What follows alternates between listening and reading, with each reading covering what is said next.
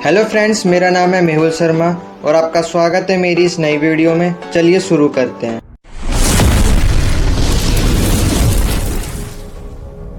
दोस्तों, आज हम देखने वाले हैं इम्पोर्टेंट क्वेश्चंस को cultural transformation in early modern Europe one का। तो मैं आपको इसमें क्वेश्चन कैसे कैसे पूछे जाते हैं वो बताऊंगा और आपको क्वेश्चन में क्या उनके आंसर लिख कर आने वो भी हम इस वीडियो में आज जानेंगे। और मैंने जितना भी अपनी पिछली वीडियोस में सारा बताया ना, उसको भी हम जल्दी से एक बार रिकैप कर लेंगे कि हमने पिछली वीडियोस में क्या क्या पढ़ा था। तो अगर आप पहली बार आए तो जल्दी से चैनल को सब्सक्राइब कर दीजिए और वीडियो को लाइक कर दीजिए। और अगर आपको इसकी पीडीएफ चाहिए तो आपको मेरे टेलीग्राम चैनल पर मिल जाएगी और टेलीग्राम चैनल का जो लिंक है वो डिस्क्रिप्शन में दिया हुआ है, वहाँ पे जाके आप डायरेक्ट ज्वाइन हो सकते हैं। तो देखिए, सबसे पहले मैं आपको क्वेश्चन पेपर दिखाता हूँ कि क्वेश्चन पेपर आता कैसे है। देखिए, यहाँ पे सेमेस्टर फिफ्थ लिखा है, लेकिन यहाँ पे आपको काट के थर्ड लिख लेना है। मतलब है तो ये फिफ्थ, मतलब ये प्रीवियस ईयर है, तो पहले फिफ्थ सेमेस्टर में आता था, लेकिन अब आपको थर्ड सेमेस्टर में आने वाला है। लेकिन पेपर वही आप पढ़ सकते हैं। नाम cultural transformation in early modern Europe part 1 है ना। तो इसमें क्वेश्चन आपके वही सेम आने वाले हैं। क्वेश्चन देखिए, मार्किंग 75 की भी हो सकती है, मार्किंग चेंज भी हो सकती है। और 3 घंटे की ड्यूरेशन है, 3 घंटे का आपका पेपर होने वाला है। तो देखिए, मैंने जो अपनी पहली वीडियो बनाई थी वो सारी इंग्लिश में मतलब समझाया था, लेकिन इस बार में हिंदी वाले बच्चों को भी अच्छे से समझ आए, इसलिए हिंदी में समझाऊंगा। इंग्लिश वाले भी साथ साथ पढ़ सकते हैं क्योंकि दोनों पीडीएफ साथ साथ चलेंगी। तो देखिए, अब आपका पहला इंपॉर्टेंट क्वेश्चन है, प्रारंभिक आधुनिक यूरोप शब्द से आप क्या समझते हैं, है ना। मतलब ये जो वर्ड है प्रारंभिक आधुनिक यूरोप, इस वर्ड से आप क्या समझते हो उसके बारे में आपको एक्सप्लेन करना है। और फिर आपको बताना है कि उस अवधि के सामाजिक, आर्थिक और सांस्कृतिक कार्यों के उदाहरणों के साथ विस्तार से बताएं। यानी आपको एग्जाम्पल के साथ बताना है कि उस टाइम पे जो सामाजिक और आर्थिक और सांस्कृतिक क्या क्या मतलब चीजें चेंजेस हो रही थी, वो सब चीजें आपको इस क्वेश्चन में बतानी है। तो देखिए, हम सबने रेनेसेंस के बारे में पढ़ा है ना, अर्ली मॉडर्न यूरोप के बारे में पढ़ा है। हमने उसका टाइम पीरियड भी देखा था कि हमने देखा था कि जो रेनेसेंस है वो 14th सेंचुरी तक आ चुका था, है ना। और रेनेसेंस की वजह से मॉडर्नाइजेशन आ चुकी थी, मतलब स्टार्ट हो चुकी थी, है ना। तो मतलब जो इसका जो पीरियड होता है वो हम इसकी बात करें 15 से लेके 18th सेंचुरी तक, है ना। तो उसके बारे में आपको बताना है ना। वो आधुनिक यूरोप का जो टाइम पीरियड वो है 15वीं से लेके 18वीं सदी तक। और देखिए, 15वीं से लेकर 18वीं सदी तक कई सारे महत्वपूर्ण सामाजिक और आर्थिक और सांस्कृतिक परिवर्तन हुए थे। तो उन्हीं परिवर्तनों के बारे में आपको बताना है, जैसे कि सामाजिक और आर्थिक कारक, जैसे कि क्या क्या हुआ था। जैसे पूंजीवाद का उदय, है ना। पूंजीवाद जो कैपिटलिज्म था ना, उस टाइम पे फ्यूडलिज्म चल रहा था। फ्यूडलिज्म रेनेसेंस के बाद खत्म हो चुका था और कैपिटलिज्म आ चुका था, है ना। फिर अगला है सामंती पतन, यानी जो फ्यूडलिज्म था वो खत्म हो चुका था, है ना। मतलब जो बड़े बड़े फ्यूडल लॉर्ड्स होते थे जिनके पास जमीनें होती थी, जो कर वगैरह वसूल करते थे, टैक्स लेते थे, अब वो समाप्त हो चुका था। पूंजीपति आ चुके थे, व्यापार बढ़ चुका था, वो व्यापारी बन चुके थे, है ना। वो व्यापार करके पैसे कमाते थे और फिर उससे टैक्स देते थे। तो देखिए, मैं ऑलरेडी अपनी वीडियो में ज्यादा डिटेल में आपको अच्छे से समझा चुका हूँ। यहाँ तो बस मैं आपको रिकैप करवा रहा हूँ कि आपको पेपर में क्या क्या लिख कर आने, इसलिए मैं आपको जल्दी जल्दी समझाऊंगा, ठीक है। और देखिए, क्या हुआ था, राज्य का गठन हो चुका था। तो देखिए, पहले टाइम में क्या था, छोटे छोटे राज्य हुआ करते थे, है ना, छोटे छोटे, और आपस में वो लड़ते रहते थे। लेकिन बाद में मैंने आपको बताया था ना कि जो मतलब जो ऑटोमन एम्पायर था वो बढ़ चुका था, है ना।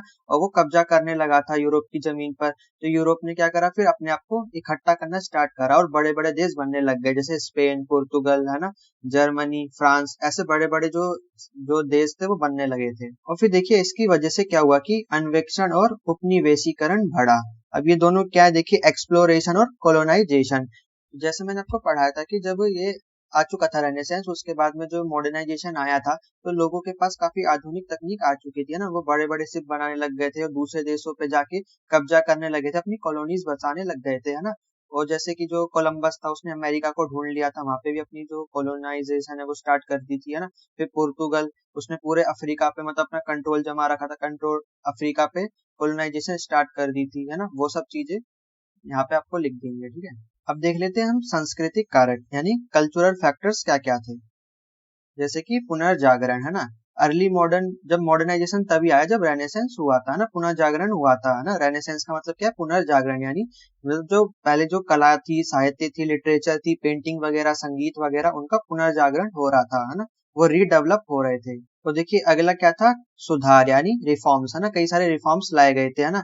जैसे मार्टिन लूथर ने रिफॉर्म्स लाया था, और भी कई सारे जो प्रोटेस्टेंट जो आइडियोलॉजी थी उनकी वजह से भी काफी जो जो रिफॉर्म्स थे वो आए थे। तो देखिए, वैज्ञानिक क्रांति भी हुई थी, है ना। जैसे कि जो मतलब वो पता लगा लिया था उन्होंने कि जो अर्थ है वो सन के चारों ओर घूम रही है ना। पहले लोग समझते थे अर्थ क्या फ्लैट है और एक ही जगह पे खड़ी हुई है ना, सन घूम रहा है। लेकिन उस टाइम पे उनको पता चल चुका था कि अर्थ घूम रही है सन के चारों तरफ। तो इनका आपको नाम भी लिख देना है, किसने ढूंढा था, जैसे निकोलस कॉर्पेनिकस ने, उन्होंने बताया था कि जो अर्थ है वो सन के चारों तरफ घूम रही है। और भी कई सारे उस टाइम पे साइंटिस्ट हुए थे, जैसे कि गैलीलियो, न्यूटन, है ना, और कई सारे भी मतलब साइंटिफिक खोजें चल रही थी। और देखिए सबसे बड़ा जो टर्निंग पॉइंट था वो था प्रिंटिंग प्रेस, क्योंकि जब ये प्रिंटिंग प्रेस आई थी ना, इसी की वजह से जो लोग हैं ना वो पढ़ने लिखने लग गए थे। अब जो गरीब से गरीब जो व्यक्ति था वो भी अब पढ़ लिख सकता था, है ना। प्रिंटिंग प्रेस किसने बनाई थी, ग्यूटनबर्ग ने, है ना। तो ये एक मतलब रेवोल्यूशनल चेंज आया था, है ना। इसी की वजह से मॉडर्नाइजेशन काफी ज्यादा फैल चुका था। और देखिए बैरेक्यू आर्ट और आर्किटेक्चर की भी शुरुआत हुई थी, है ना, इस मॉडर्न पीरियड में। और ये जो आर्ट है ना, इसको मैंने इमेज के साथ अच्छे से अपनी वीडियोस में समझाया, तो उनको जरूर देख लीजिएगा। और देखिए जो हिंदी वाले बच्चे वो कमेंट करते कि हिंदी में भी अब इसको करवा दो। अब देखिए एक ही चीज में दो दो बार तो करवा नहीं सकता, लेकिन मैंने हिंदी की पीडीएफ दे रखी है, आप उनकी पीडीएफ को पढ़ सकते हैं और वीडियो को सुन सकते हैं। अब देखिए आपका अगला क्वेश्चन है, पुनर्जागरण इटली में उत्पन्न हुआ लेकिन यूरोप के अन्य हिस्सों में फैल गया, स्पष्ट करें। मतलब जैसे मैंने आपको बताया था ना कि जो सबसे पहले जो शुरुआत हुई थी रेनेसेंस की वो इटली में हुई थी, लेकिन ये पूरे यूरोप में फैल चुका था। सबसे पहले जर्मनी में फैला, है ना, फिर फ्रांस में फैला, फिर डेनमार्क तक चला गया, है ना। तो पूरे वहां पर यूरोप में फैल चुका था। तो इसी के बारे में आपको लिखना है कि ऐसे क्या क्या रीजंस थे जिनकी वजह से यूरोप में फैल गया। सबसे पहला जो मैंने आपको रीजन बताया था वो थे स्टूडेंट यानी छात्र।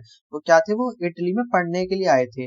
अब जब उनको ऐसे ऐसे आइडियाज मिले रेनेसेंस के, है ना, तो वो अपने देश में भी ले गए। फिर जर्मनी में भी फैल गया, डेनमार्क में भी फैल चुका था। तो जो स्टूडेंट्स है उसने सबसे ज्यादा रोल प्ले करा था। और फिर वहां पे जो आर्ट था, आर्किटेक्चर था, उसका भी रिवाइव हो रहा था, है ना। जो गाने वगैरह थे, पुराने सॉन्ग्स थे, इमेजेस थे, उनका भी रिवाइव हो रहा था। और रेनेसेंस की वजह से जो मानवतावाद है ना वो भी फैल चुका था ना, ह्यूमनिज्म फैल चुका था। तो देखिए 14th सेंचुरी यानी 14वीं सदी में इटली में पुनर्जागरण का उदय हुआ। और इसकी वजह से क्या हुआ था, जैसे शास्त्रीय कला, साहित्य, मानवतावाद, है ना, इनमें लोगों की रुचि बढ़ने लगी और इनका जो पुनरुद्धार है वो हुआ। और कैपिटलिज्म आ चुका था ना, तो आर्थिक समृद्धि भी हो चुकी थी। और देखिए यूरोप के बाकी देशों में 15वीं से लेकर 16वीं सदी तक फैल चुका था, क्योंकि 14th सेंचुरी में तो इटली में ही आया था। फिर जब इटली में ये आ चुका था, अच्छे से अपने पैर पसार चुका था, तो फिर 15th सेंचुरी और 16th सेंचुरी में बाकी के ये देशों में फैल चुका था। ठीक है, अब देखिए आपका अगला क्वेश्चन है, renaissance mark the birth of modernity, यानी जो पुनर्जागरण था उसने आधुनिकता को जन्म दिया। तो उस पर आपको कमेंट करना है, ठीक है। तो देखिए 14 से लेके 17 सेंचुरी तक जो पुनर्जागरण था उसने यूरोप की जो संस्कृति और कला और विचार में एक महत्वपूर्ण बदलाव ला दिया था, है ना। जो सांस्कृतिक चेंजेस तो आ ही रहे थे, कल्चरल चेंजेस आ रहे थे, है ना। जो कला थी वहाँ का, जो आर्ट और आर्किटेक्चर था, उसका भी पुनर्जागरण हो रहा था। और जो विचारधारा थी वो भी बदल चुकी थी, है ना। पहले क्या थी, कैथोलिक विचारधारा थी, अब प्रोटेस्टेंट विचारधारा आ चुकी थी। और देखिए जब रेनेसेंस आया था यानी जब पुनर्जागरण हुआ था, तो इसने मानवतावाद, विज्ञान और व्यक्तिवाद पर ज्यादा जोर दिया था। यानी जब रेनेसेंस आया था ना, तो ये व्यक्ति को ज्यादा इंपॉर्टेंस देता था, है ना। जो कैथोलिक जो आइडियोलॉजी थी वो धर्म को ज्यादा मतलब विशेष महत्व देती थी, है ना। जो धर्म है वही सब कुछ है। लेकिन जब प्रोटेस्टेंट आइडियोलॉजी आई थी तो उसने कहा था कि व्यक्ति सब कुछ होता है ना, व्यक्ति पे ज्यादा जोर दिया ना, ह्यूमनिज्म पे जोर दिया।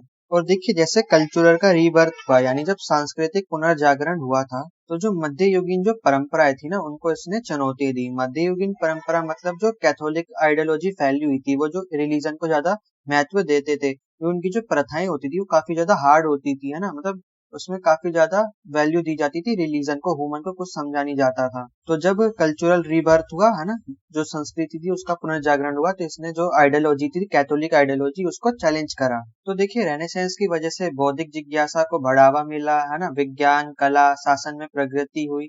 तो एक तरीके से देखा जाए तो रेनेसेंस ने मॉडर्नाइजेशन की नींव रख दी थी, है ना। रेनेसेंस की वजह से मॉडर्नाइजेशन आया था। अब अगला क्वेश्चन है आपका ह्यूमनिज्म पर यानी मानवतावाद पर। तो ये शब्द का मतलब क्या है, आपको उसको परिभाषित कर देना है। और आपको ह्यूमनिस्ट जो फिलोसोफर थे उनके बारे में बताना है, यानी जो मानवतावादी दार्शनिक थे उनके बारे में चर्चा करनी है। और उन्होंने मानवतावाद को लेकर क्या क्या बातें कही है उनके बारे में बताना है। तो सबसे पहले आपको मानवतावाद को डिफाइन कर देना है। ये एक टाइप की आइडियोलॉजी है ना, एक दार्शनिक और एक नैतिक रुख है। किसके प्रति, एक व्यक्ति के प्रति, है ना, मनुष्य के प्रति, चाहे वो व्यक्तिगत हो या फिर सामूहिक हो। तो मनुष्य के क्या मूल्य है उन पर जोर दिया जाता है मानवतावाद पर। तो देखिए इसके अंदर क्या होता है, ह्यूमनिज्म के अंदर इसमें एक आलोचनात्मक सोच होती है ना। मतलब जो भी चीज आपसे करवाई जा रही है तो आप उसके पीछे तर्क देते हैं ना, उसके पीछे का लॉजिक ढूंढते हैं ना। जब भी मतलब आपको कोई परंपरा फॉलो करवाई जा रही है, जैसे कि हम कैथोलिक आइडियोलॉजी की बात करें तो उसमें कई सारी परंपराएं होती थी, जिसमें क्या होता था कि जो वहाँ के पादरी होते थे लोगों पे मतलब जुल्म ढाते थे, है ना, उनसे बात बात पर टैक्स वगैरह लेते थे, चंदा वगैरह लेते थे, है ना, और फिर भगवान का डर भी दिखाते थे कि अगर तुम ये ऐसा नहीं करोगे तो तुम्हारे साथ ऐसा हो जाएगा। लेकिन जब ह्यूमनिज्म आ चुका था, जब व्यक्ति को ज्यादा वैल्यू दी जा रही थी, तो उस टाइम पे जो लोग थे ना वो लॉजिकली सोचने लग गए थे और उसके पीछे का वो तर्क भी पूछते थे कि आप जो ये बता रहे हैं इसके पीछे का लॉजिक क्या है। तो जो ह्यूमनिज्म है ना वो इसी चीज को प्रमोट करता है ना, बढ़ावा देता है। आलोचनात्मक सोच यानी जो भी आप कर रहे हैं उसकी आप आलोचना भी कर सकते हैं, कुछ गलत है तो उसको गलत कह सकते हैं ना। और तर्क को प्रमोट करता है, यानी जो भी आप चीजें फॉलो कर रहे हैं, कोई भी प्रथा हो गई तो उसके पीछे का लॉजिक होना चाहिए, है ना। और जो मानवीय अनुभव और क्षमताएं होती हैं तो उस पे जो ह्यूमनिज्म है वो जोर देता है। अब देखिए कई ऐसे दार्शनिक यानी फिलोसोफर हुए जिन्होंने ह्यूमनिज्म को प्रमोट किया था। तो जैसे कि इरस्मुस हो गए, और थॉमस मोरे हो गए, जॉन लॉकी हो गए, वोल्टायर हो गए। तो ये कुछ दार्शनिक थे जिन्होंने ह्यूमनिज्म को प्रमोट किया था। इन्होंने अपनी मतलब वो किताबें वगैरह लिखी थी, है ना, लिटरेचर लिखा था काफी सारा, जिसमें वो ह्यूमनिज्म को प्रमोट करते हैं। तो देखिए यहाँ पे तो आपको बहुत थोड़ा सा ही समझा रखा है, लेकिन मैंने अपनी वीडियो में इमेज के साथ साथ अच्छे से डिटेल में समझा रखा है। तो वो वीडियो जब आप देखोगे तब आपको अच्छे से समझ आएगा कि इन्होंने क्या क्या अपना रोल प्ले करा है। और खास करके जो थॉमस मोर है उनकी भी फोटो दिखाई थी, और इनका जो लिटरेचर था यूटोपिया उसके बारे में मैंने आपको फोटो दिखाकर समझाया था। यूटोपिया में उन्होंने मानवतावाद को प्रमोट किया है और उन्होंने उसमें प्ले भी लिखा है अपना एक। और देखिए ये तो मोस्ट इम्पोर्टेंट क्वेश्चन है अगला वाला, मार्टिन लूथर पर तो जरूर एक न एक क्वेश्चन आएगा आपको। तो देखिए मार्टिन लूथर ने सुधार की शुरुआत क्यों की, है ना, वो सुधार क्यों की थी, मैंने आपको बताया था ना कि जो एक पॉप था वो काफी बिगड़ चुका था, उसकी हरकतें गंदी गंदी हो चुकी थी, इसलिए रिफॉर्म लाना पड़ा इसको। उनके धार्मिक विचारों पर पॉप शाही और प्रमुख सामाजिक वर्गों की क्या प्रतिक्रिया थी। तो देखिए सबसे पहले आपको थोड़ा इंट्रोडक्शन देते हैं कि मार्टिन लूथर किंग कौन थे, है ना, उन्होंने फिर क्या किया था और क्यों इन्होंने मतलब रिफॉर्म लाने की सोची, इनके साथ ऐसा क्या हो गया कि इनको रिफॉर्म लाना पड़ा, है ना। इन्होंने क्या देख लिया था, पॉप को मतलब गंदी चीजें करते हुए देख लिया था, है ना। वो क्या करते थे, शराब पीते थे, भोग विलास की चीजें करते थे, दारू भी बेचते थे, मतलब ऐसी चीजें करते थे कि जो एक पॉप को नहीं करना चाहिए था। तो मतलब इसलिए फिर इनको रिफॉर्म लाना पड़ा, क्योंकि इन्होंने ऐसी ऐसी चीजें देखी थी कि इनको लगा कि ये जो भगवान का जो बंदा है वो ऐसी चीजें नहीं कर सकता, है ना, ये तो मतलब बदनामी कर रहा है हमारे धर्म की। तो मार्टिन लूथर किंग इसकी वजह से रिफॉर्म लाए थे। और इनका मतलब एक पूरा जो वो था ना कि ये क्या क्या चाहते थे रिफॉर्म से, ये क्या करते थे, वो जो चर्च का जो दरवाजा था वहां पे ठोक कर चले आए थे, है ना, जो पूरा का पूरा एक लेटर होता है, ताकि जो बाकी के जो लोग हैं ना वो उसको पढ़ सके और उसके बारे में अवेयर हो सके। और उन्होंने अपनी मांगे भी लिखी थी उसमें, है ना, वो मांगे क्या क्या थी वो मैंने अपनी वीडियो में अच्छे से करवा रखा है, तो उसको देख लीजिएगा, है ना, क्या क्या मांगे उन्होंने लिख रखी थी। और फिर आपको बता देना है कि जो पॉप साई थी यानी जो पेपेसी थी उसका उस पर क्या असर पड़ा। जैसे कि मैंने आपको बताया भी था, जब जो वहाँ का जो चर्च था उसको ये बातचीत पता चली कि उन्होंने ऐसे ऐसे कील ठोक कर आगे वहां पे अपनी मांगे लिख दी है, तो इन्होंने विद्रोह कर दिया था ना, उनपे केस चला दिया था कि ये मतलब क्या है, इन्होंने विद्रोह करा है, राजद्रोही है, तो इनको बाहर निकाल दिया था। फिर वहां के जर्मनी का एक राजा था, उन्होंने जो मार्टिन लूथर थी उनको शरण दी थी, है ना। तो ये पूरी की पूरी एक कहानी है ना, तो उसको अच्छे से सुनकर जाइएगा। और वहाँ का जो सोशल वर्ग था ना वहाँ पे भी उस मतलब काफी असर पड़ चुका था, क्योंकि उन्होंने पढ़ा, उन्होंने उनकी जो आइडियोलॉजी थी मार्टिन लूथर की उनको पढ़ा, और फिर उनको पता चला कि ये मतलब जो पॉप साई है ये कितनी बेकार है। अब देखिए आपसे अगला क्वेश्चन पूछा गया है, 15वीं और 16वीं सदी के अंत में जो महासागरीय यात्राएं होती थी उसने कैसे दुनिया का नक्शा बदल दिया, है ना। जैसे मैंने आपको स्पेन और पुर्तगाल के बारे में बताया था, उन्होंने कई सारी समुद्री यात्राएं करनी स्टार्ट कर दी थी। उन्होंने नए नए देशों पे अपनी कॉलोनी बसाना स्टार्ट कर दी, वहां के रिसोर्सेज को इस्तेमाल करना स्टार्ट कर दिया था, है ना। तो ऐसे क्या हुआ था, उन्होंने मतलब पूरा नक्शा ही चेंज कर दिया था, क्योंकि उनके पास पहले नक्शा किसका था, बस यूरोप का था। फिर उनको अफ्रीका मिला, फिर उन्होंने अफ्रीका ऐड करा, फिर उनको अमेरिका मिला, फिर अमेरिका बनाया उन्होंने। फिर जैसे इंडिया मिला, फिर इंडिया का नक्शा बनाया। तो ऐसे करते करते इन्होंने पूरा का पूरा एक मैप बना दिया था, है ना। तो ये जैसे जैसे इनको देश मिलते गए ये मैप में चेंजेस करते गए और दुनिया के नए नए नक्शे बनाते गए। और इसमें हर चीज आपको ऐड कर देनी है कि जैसे वास्को ड गामा ने कैसे इंडिया का रास्ता खोजा, है ना, जो कोलंबस था उसने कैसे अमेरिका को ढूंढा, कब ढूंढा, ये सब चीजें आपको इसमें लिख देनी है। आपका अगला क्वेश्चन है आपको बताने की, जब पुनर्जागरण हो रहा था तो उस दौरान जो विज्ञान था ना उसका कैसे मतलब साइंस का डेवलपमेंट कैसे हुआ, उसने क्या क्या उपलब्धियां हासिल कर ली थी, उसके बारे में आपको बताना है। जैसे कि सबसे पहले तो निकोलस के बारे में आपको बताना है, निकोलस कॉर्पोनिकस, जिसने अपनी हेलियोसेंट्रिक मॉडल की थ्योरी दी थी। उसमें बताया था कि जो अर्थ है वो जो सन है उसके चारों तरफ घूमता है ना, तो ये एक रेवोल्यूशनरी थ्योरी थी उस टाइम की। और अगले पे हमारे आ जाते हैं गैलीलियो साहब। इन्होंने अपना योगदान टेलीस्कोप में दिया था। इन्होंने अच्छे से टेलीस्कोप बनाया था और फिर उन्होंने चांद वगैरह को देखा, सन को देखा, कौन कहाँ घूम रहा है, प्लेनेट को देखा ना, जो चांद में जो शेप वगैरह बनती है उन सबको देखा। इन्होंने टेलीस्कोप में काफी ज्यादा अपना योगदान दिया था। और इन्होंने ना जो कॉर्पनिकस की जो थ्योरी थी उसको भी सपोर्ट किया था। उन्होंने भी बताया था कि जो अर्थ है वो सन के चारों तरफ घूम रहा है। फिर उस टाइम जो केपलर थे उन्होंने भी अपनी जो लॉ ऑफ प्लेनेटरी मोशन है ना उसकी थ्योरी दी थी। इन्होंने अपने 3 लॉज दिए थे। उन्होंने उस बताया था कि जो प्लेनेट है वो सन की तरफ कैसे कैसे घूम रहे हैं, तो उनके ऊपर 3 लॉज दिए थे। अब देखिए, आप साइंस तो पढ़ नहीं रहे हैं, हिस्ट्री पढ़ रहे हैं, तो आपको 3 लॉज जानने की कोई जरूरत नहीं है। बस आपको इतना पता होना चाहिए कि केपलर ने अपनी थ्योरी दी थी और उसमें 3 लॉज बताए थे। और उन्होंने ये एक्सप्लेन करा था कि जो प्लेनेट है वो सन की तरफ कैसे घूम रहे हैं। और देखिए, उस टाइम पे ना ब्लड जो सर्कुलेशन है ना, जो हार्वे थे यानी विलियम जो हार्वे थे, उन्होंने एक्सपेरिमेंट करके दिखाया था कि हमारी बॉडी में जो ब्लड है ना वो कैसे सर्कुलेशन कर रहा है। मतलब हार्ट से हमारे ब्लड निकलता है, पूरे शरीर में घूमता है और वापस उसी जगह पर आ जाता है। तो ये एक्सपेरिमेंट करके दिखाया था उन्होंने उस टाइम पे। और अगला एक्सपेरिमेंट किया था वेसेलियम ने, है ना, मानव शरीर की रचना को लेकर, यानी ह्यूमन एनाटॉमी। एनाटॉमी मतलब जो पूरा का पूरा जो ह्यूमन शरीर है ना उसके बारे में उन्होंने अपनी एक्सप्लेनेशंस दी थी। मतलब उस टाइम ना लोगों को पता ही नहीं था कि हमारे शरीर के अंदर क्या क्या चीज है। फिर उन्होंने बताया था कि यहाँ दिल होता है, यहाँ लीवर होता है, यहाँ पे पूरा मतलब स्केलेटन होता है, हड्डी होती है, यहाँ पे पेट होता है ना, यहाँ पे आंतें होती हैं, ये सब चीजें मतलब पूरी एनाटॉमी को लेकर उन्होंने सारी चीजें एक्सप्लेन की थी। और इन्होंने ना अपनी एक बुक भी लिखी थी, द ह्यूमनी ह्यूमन कॉर्पिस फैब्रिका, ना। इस किताब के माध्यम से उन्होंने मतलब लोग ना और अपने बारे में जान सकते थे, अपने फिजिकल जो बॉडी उसके बारे में जान सकते थे अच्छे से। तो इन्होंने एक किताब लिखी थी, उसमें पूरा जो ह्यूमन एनाटॉमी है उसको एक्सप्लेन किया था, वो भी डायग्राम के माध्यम से। और देखिए, उस टाइम पे मैथमेटिकल प्रोग्रेस भी हुई थी, यानी जो गणित प्रगति थी वो भी हुई थी। तो देखिए, जिन्होंने मोनालिसा की पेंटिंग बनाई थी ना, लियोनार्डो डा विंची, तो वो एक मैथमेटिशियन भी थे। तो उन्होंने भी अपनी कई सारी थ्योरी और एक्सप्लेनेशंस दी थी मैथ को लेकर। अब देखिए, आपका अगला क्वेश्चन है आपको बताना है कि जब रेनेसेंस आया था तो उस टाइम पे कौन कौन सी जो नई विचारधारा थी ना, जो दार्शनिक विचार थे ना, उनको बताना है कि कौन कौन से नए आइडियोलॉजीज उस टाइम पे आ चुकी थी। जैसे कि मानवतावाद, ह्यूमनिज्म आ चुका था और न्यू प्लेटोनिज्म आ चुका था।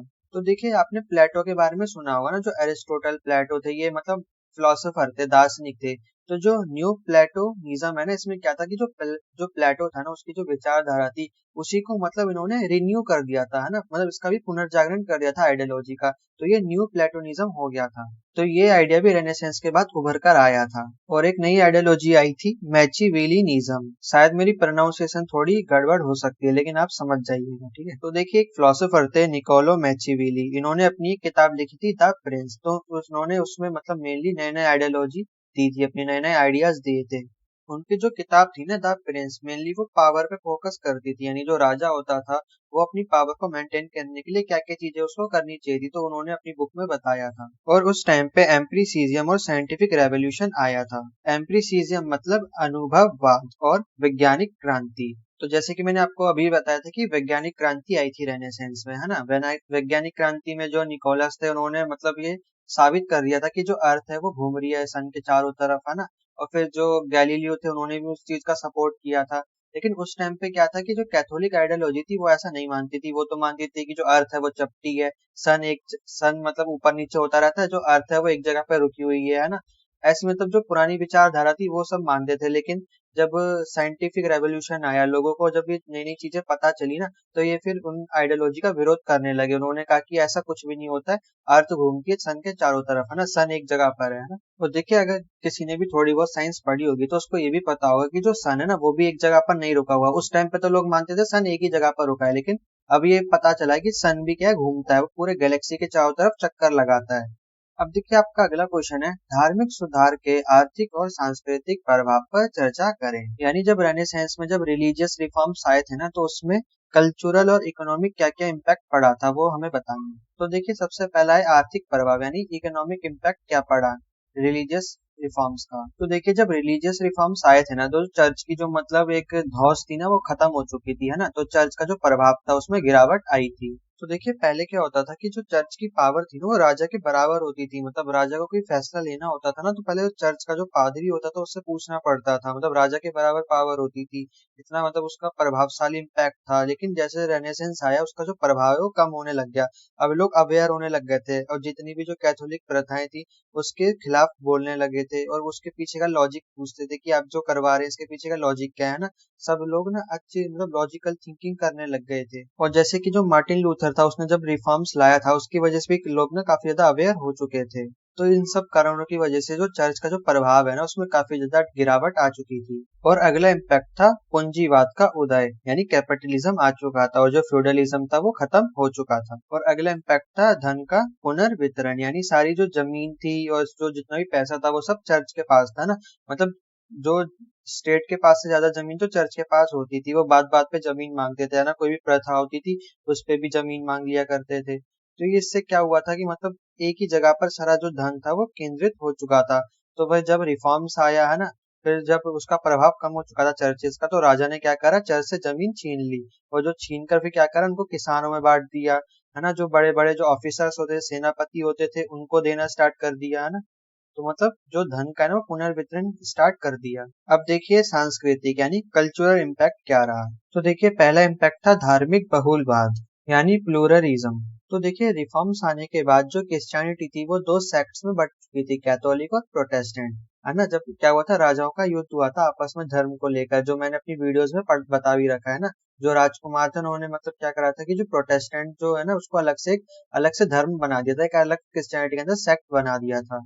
तो रिफॉर्म्स का एक इम्पैक्ट ये पड़ा कि जो मतलब धर्म था ना वो दो हिस्सों में बंट चुका था। और दूसरा इम्पैक्ट पड़ा शिक्षा और साक्षरता। तो देखिए पहले क्या होता था कि जो बाइबल्स होती थी वो एक ही लैंग्वेज में होती थी और यहाँ तक कि जो महिलाएं होती थी उनको बाइबल पढ़ने का कोई भी अधिकार नहीं था। तो वहाँ के जो पॉप होते थे सिर्फ वही बाइबल पढ़ सकते थे और वही मतलब बाइबल के अंदर क्या लिखा है वो बता सकते थे, है ना। किसी को कोई भी नॉलेज नहीं थी ना बाइबल के बारे में। लेकिन क्या हुआ कि जब रिफॉर्म्स आए, है ना, प्रोटेस्टेंट अलग सेक्ट बन गया।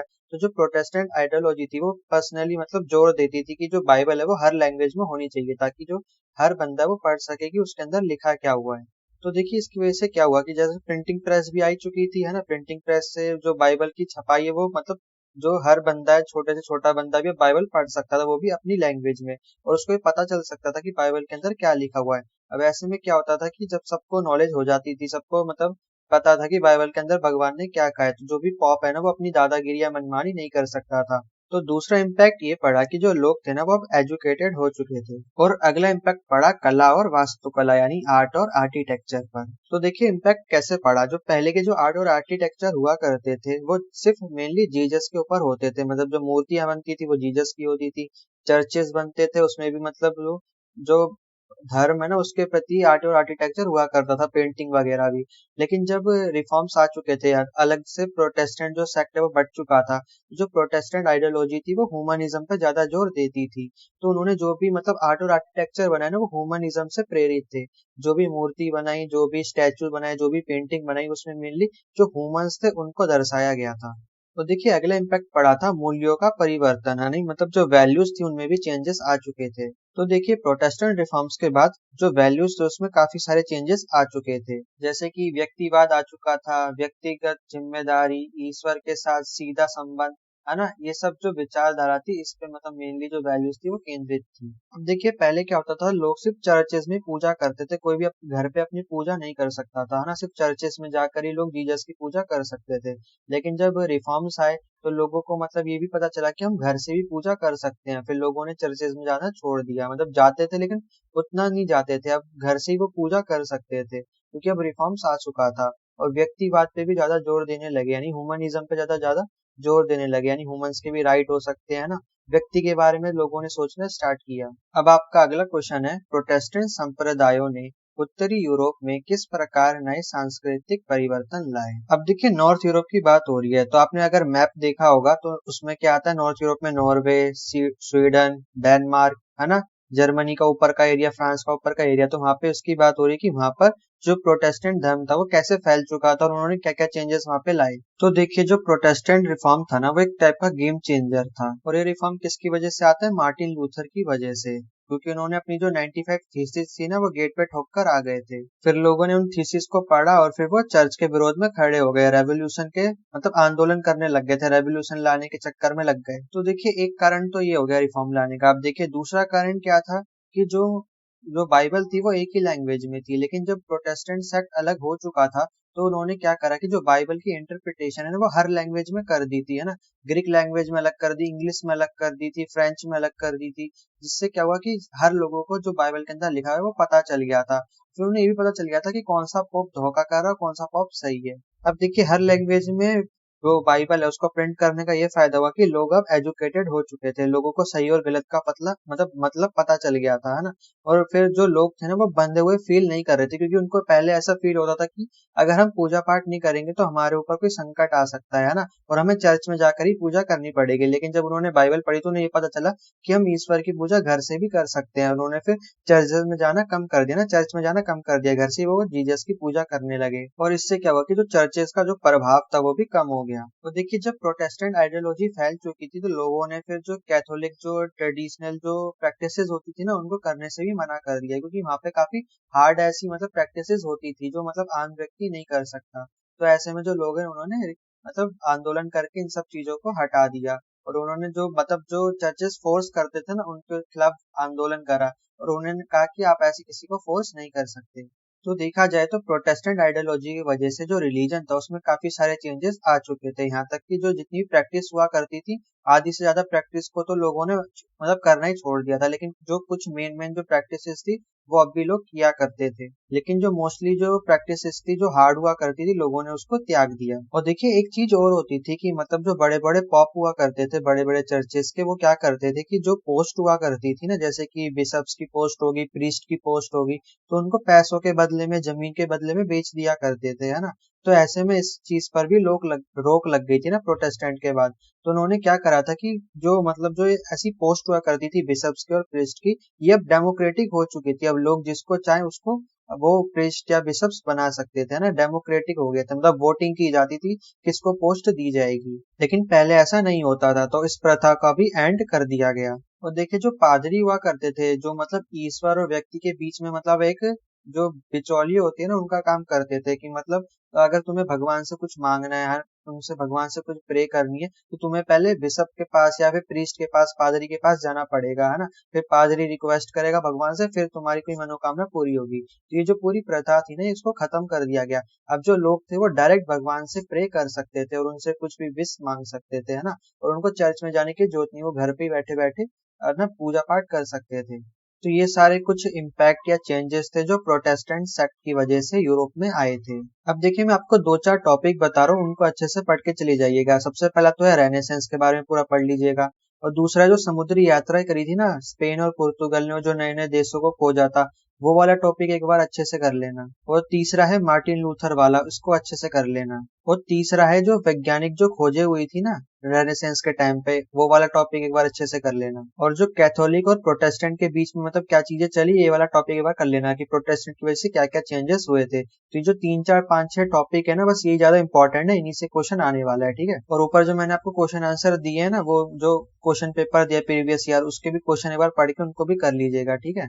तो आपको इसकी अगर पीडीएफ चाहिए तो आपको मेरे टेलीग्राम चैनल पे मिल जाएगी, जिसका जो लिंक है डिस्क्रिप्शन में दिया हुआ है। तो आई होप मैंने आपको जितना पढ़ा है आपको अच्छे से समझ आ गया होगा। मैंने आपको जल्दी से एक बार ना रिकैप करवा दिया, ठीक है, कि आपको पेपर में कौन कौन से क्वेश्चन आने वाले हैं और आपको क्या क्या लिख कर आना है। आई होप मैंने आपको जितना पढ़ा है आपको अच्छे से समझ आ गया होगा। तो मैंने अभी शॉर्ट में सारी चीजें आपको समझा दी है, आपको मतलब क्वेश्चन बता दिए क्या क्या आ सकता है और आपको क्या क्या लिख कर आना है।